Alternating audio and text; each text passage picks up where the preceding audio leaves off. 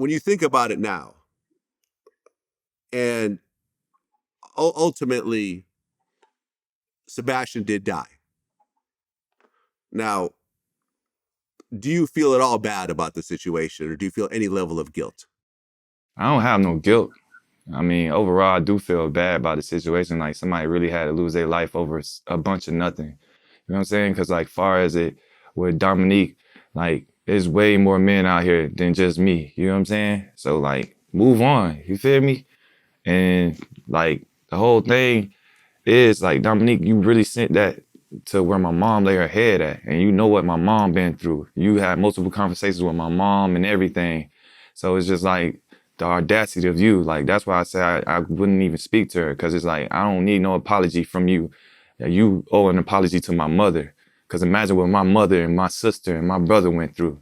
You know what I'm saying? Like imagine what my sister's going through. Her baby brother is in jail or fighting for his life, and she loses her son in the midst of me being in jail.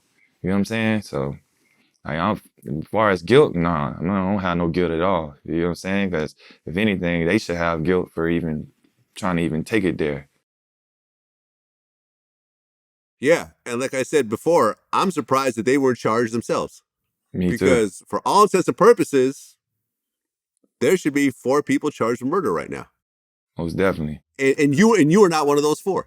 Most definitely. You know, but the way, I mean, do you feel there's a racial aspect to what happened? Uh, to an extent. To an extent. You know what I mean? I felt like it was a racial aspect as far as like stand your ground.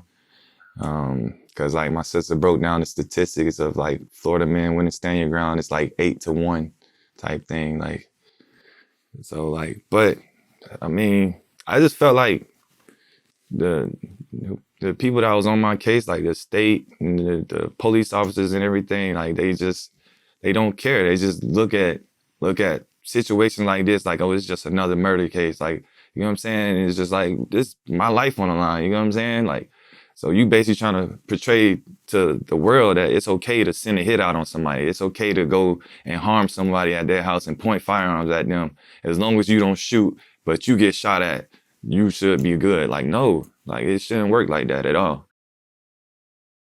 I mean, yeah, imagine if you were white and 4 black men show up at your house. Do you think that you'd be charged with the same thing? No, not at all.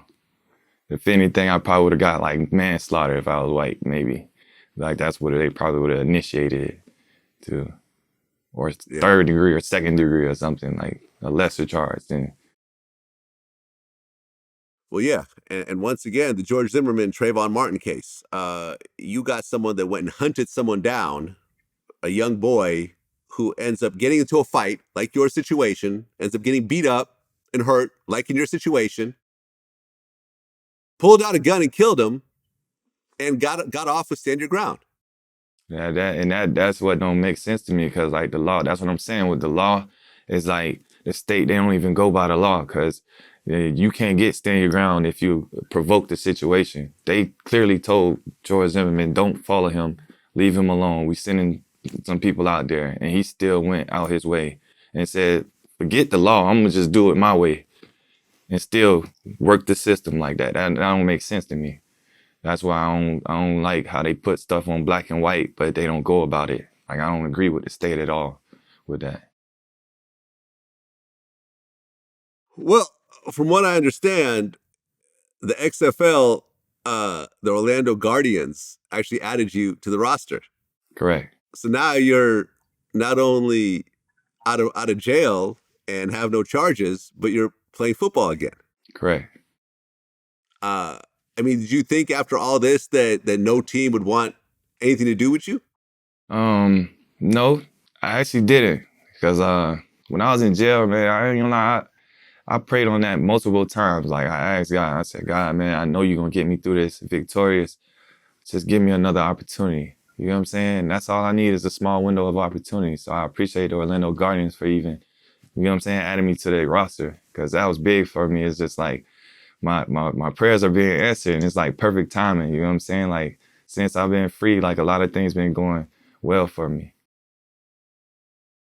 I mean, yeah, and if you show out for the Guardians, then the NFL could potentially come knocking again. Exactly. You're still young. You look like you're in great shape. You've been training the whole time. And you got a hell of a story behind you as well. Most definitely. Travis Rudolph, man, I'm so sorry you had to go through what you went through. Um, hell hath no fury like a woman scorned. And we got to actually see this played out in the most extreme way possible. I know you wish that things could have gone a little bit differently.